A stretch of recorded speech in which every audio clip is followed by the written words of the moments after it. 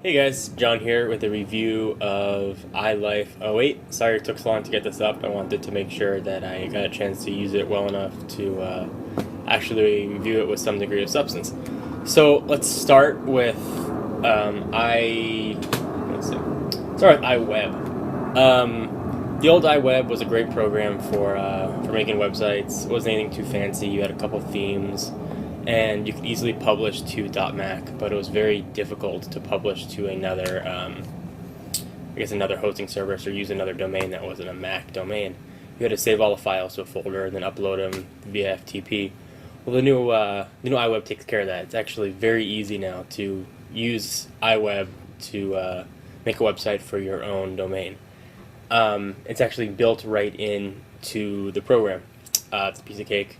So that's certainly a nice feature. Added also are these things called web widgets, which are very handy. It gives you the ability to add Google Maps if you're trying to map a location or people trying to get to wherever your site advertises. Is real handy. There's a thing called shapes. You can add some really nice shapes nice and easily, and it just makes it much easier. In addition to all that, there are several more themes which really make finding what you want your website to look like a little bit easier. Like iWeb before, it's certainly not an advanced web building program, but for something amateur, quick and easy, it's great. I built a website for my family. Took an hour, uploaded some albums. It was nice and easy. So keep that in mind as well. All right, so actually, I'm gonna give a review here. Out of 10, I give the new iWeb a 9. I like the old iWeb. The new one only makes it better. So iWeb 08, thumbs up. The next one, let's check out, is GarageBand. If you want to see videos of all these programs in action, I mean, you can see it on my screen if I set it up that way. But it's much easier just to go to Apple, actually look at the program itself, and check out the demos. Really give you a better sense. YouTube only gives me 10 minutes, so I couldn't get all videos of the programs in action in 10 minutes anyway. GarageBand I never really used. I don't do a bunch of music editing, but I did play around with this one. And it's got something called Magic GarageBand, which is really cool. It sets a stage for you with all kinds of music, and you can pick a genre that you like, jazz, blues, rock, if you like country, and things like that. And you can choose the instruments that go along with it, and then you can record your own tracks. It's very handy. I can't really review GarageBand for you because I don't use it. I really don't know how to use it. But I have people had come over to my place that know how to use it. They really liked it. So because of them, I'll give it an 8 out of 10. They seem to be really happy with the changes. So thumbs up for GarageBand if you use that. The next program is the one that I use the most, iPhoto. I thought the old iPhoto was great. It was nice and easy to use, nice way to organize your photos into albums. There's some changes with iPhoto. The first one is a thing called events, and what it does is every time you plug in a digital camera or import photos, it sees whether there was a break in the camera, whether you had an hour or 2 hours. It'll break that up into events. It's supposed to be an easy way to search. I don't like the events. I'd rather set it up myself than have the computer do it for me. They don't know where I was. They don't know what time I was shooting things. I find it to be a little bit annoying. It's easy to not use if you don't like it. So if you do like it, it's a nice feature. If not, eh.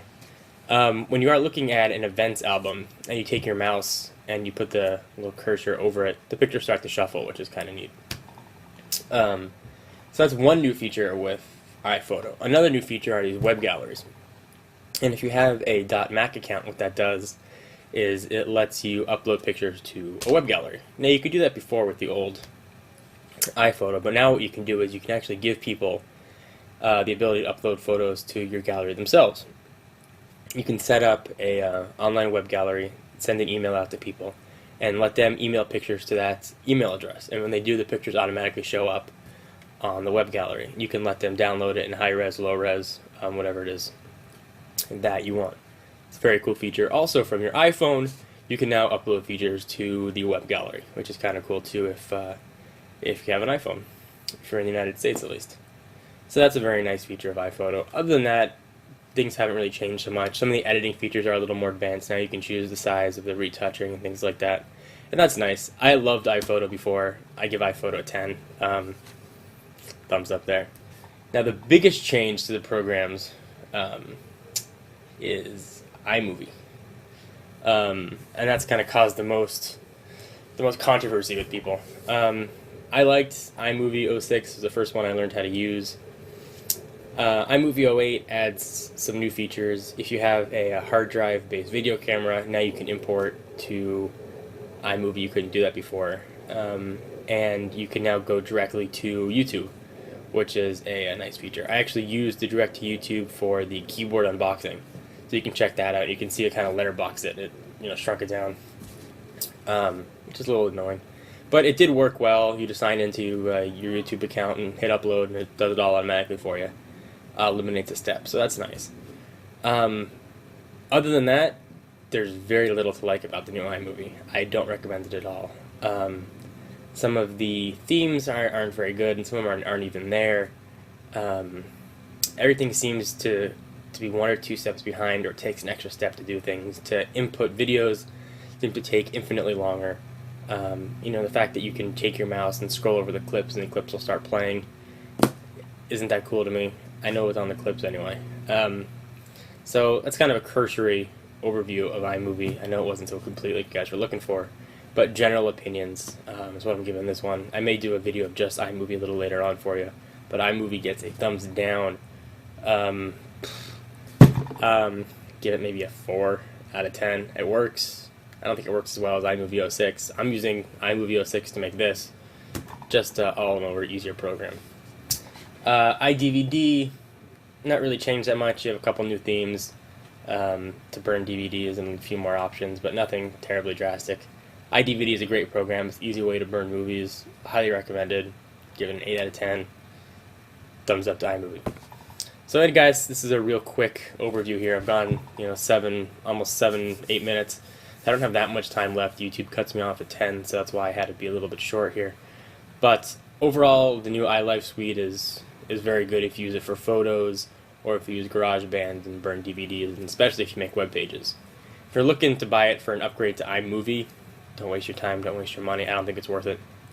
But if you use everything else other than iMovie, it's absolutely worth it. The new iWeb has proved to be just amazing, and I use it quite frequently. So anyway, guys, that's it. Thanks for watching. Thanks for subscribing. And you have any questions, let me or Echofish know, and we will try our best to answer them for you. Alright, guys, talk to you later. Have a good afternoon, evening, wherever you are. Bye, guys.